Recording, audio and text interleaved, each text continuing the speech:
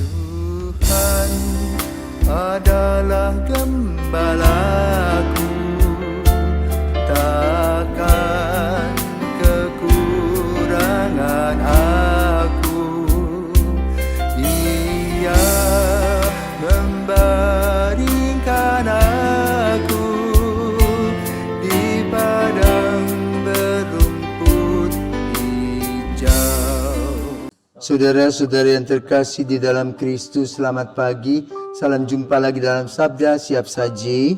Sabtu 16 Desember 2023, hari biasa pekan kedua Advent. Marilah kita berdoa dalam nama Bapa dan Putra dan Roh Kudus. Amin. Allah Bapa yang Maha Agung, Engkau telah mengutus Yesus Kristus yang dinantikan oleh para nabi.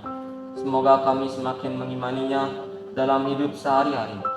Sebab Dialah Tuhan pengantara kami, yang bersama dengan Dikau dalam persatuan Roh Kudus, hidup dan berkuasa Allah sepanjang segala masa. Amin. Tuhan bersamamu. Dan bersama roh. Inilah Injil Yesus Kristus menurut Matius. Dimuliakanlah Tuhan. Ketika Yesus dan murid-muridnya turun dari gunung, para murid bertanya kepadanya, "Mengapa ahli Taurat berkata bahwa Elia harus datang dulu?" Yesus menjawab, "Memang Elia akan datang dan memulihkan segala sesuatu. Dan aku berkata kepadamu, Elia sudah datang, tetapi orang tidak mengenal dia dan memperlakukannya menurut kehendak mereka. Demikian pula anak manusia akan menderita seperti mereka." Pada waktu itu mengertilah murid-murid Yesus bahwa ia berbicara tentang Yohanes Pembaptis. Demikianlah sabda Tuhan. Terpujilah Kristus. Selamat pagi Romo. Selamat pagi David. Di dalam Injil, Yesus mengatakan bahwa demikian pula anak manusia akan menderita seperti mereka. Yesus kan itu anaknya Allah Bapa, Romo. Kenapa dia mau turun ke bumi dan kenapa dia mau menderita untuk menebus dosa-dosa umatnya? Selamat pagi para pisauan, selamat pagi David. Kalau Tuhan mau turun menjadi manusia itu kehendak Tuhan. Kamu mesti tanya sendiri sama Yesus nanti ya. Kenapa mau gitu loh. Ya. Jadi kuncinya adalah cinta kasih. Kasihan deh kamu itu kalau tidak aku tolong, kamu tetap tidak bisa mengolah dirimu. Tidak mendapatkan keselamatan. Jadi Yesus datang itu penuh dengan belas kasihan. Ya. Sama seperti yang diuraikan Injil pada hari ini tentang Elia. Siapakah Elia? Elia itu adalah nabi pada zaman Raja Ahab. Ya. Di mana waktu itu para orang Yahudi mayoritas itu menyembah dewa Baal, bukan menyembah Yahweh.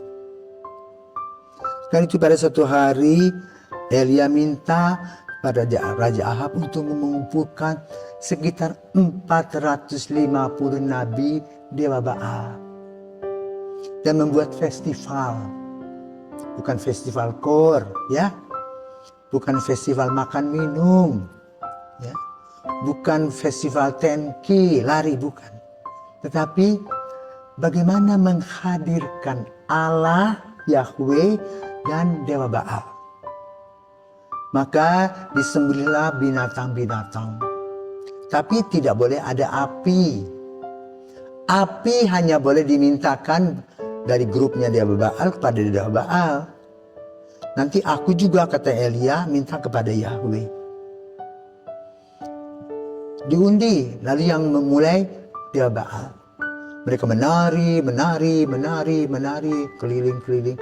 Sampai siang hari minta api. Api tidak pernah datang. Lalu Elia katakan, baik, kalau aku punya Yahweh bisa membakar semua persembahan ini, maka nyawamu habis. Kenapa? Boleh aja. Kami aja sudah sekian jam belum ada. Lalu Elia berdoa dan Yahweh mendengarkan doanya. sambarlah api kepada binatang-binatang yang sudah disembelih tadi. Ya kan sudah setengah hari ya bau busuk toh. Hangus sudah. Maka kemudian mereka ditangkap. Ya. Sebagai budak karena kalah perang istilahnya. Nah peristiwa ini diingat oleh mereka bahwa Elia datang menyelamatkan.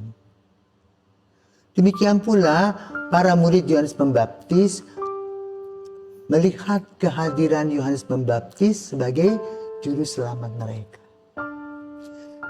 Yohanes Pembaptis mengambil pemuda-pemuda dari kampung itu loh. Lalu dimasukkan di asramanya ya, dan dididik di sana. Bagaimana berdoa, bagaimana hidup disiplin, bersih, dan sebagainya dan seterusnya. Maka murid-murid ini naik peringkat dari orang kampung yang sederhana menjadi orang yang bermartabat. Ya. Maka bagi para murid Yohanes adalah yang anggun, yang agung. Lalu siapakah Yesus? Yesus belum dikenal, kan baru muncul begitu saja. Tetapi Yohanes Pembaptis sudah mengingatkan bahwa itu bukan kaleng-kaleng loh, bukan sembarangan loh. Ya, dimana aku mau pegang tali kasutnya pun aku segan. Dia hebat loh, dialah anak domba Allah. Ya, maka para murid itu antara lain Andreas itu langsung bergabung dengan Yesus. Sementara yang lain bebek cuek, masa bodoh saja. Maka pada hari ini Injil memberikan tokoh-tokoh. Tadi Elia dengan Dewa Baal. Dewa Baalnya kalah. Ya. Karena menyembah Dewa Baal dan tidak bisa membakar binatang itu. Yohanes Pembaptis pun sama. Dalam sejarah itu Yohanes Pembaptis itu menegur Herodes. Memang dia kemudian dipenggal kepalanya, tetapi kebenaran yang disampaikan Yohanes Pembaptis itu sampai hari ini tetap kebenaran. Herodes kalah walaupun orang yang berkuasa bisa mengenyahkan nyawa, tetapi nilai moral tentang kebenaran itu sampai hari ini orang menunjuk Yohanes Pembaptis. Dan yang ketiga adalah tokoh Yesus yang dianggap kaleng-kaleng itu ternyata putra Allah. Ya. Maka kita bersyukur bahwa kita bisa memahami dan mengerti serta kita menyembah Yesus sebagai putra Allah.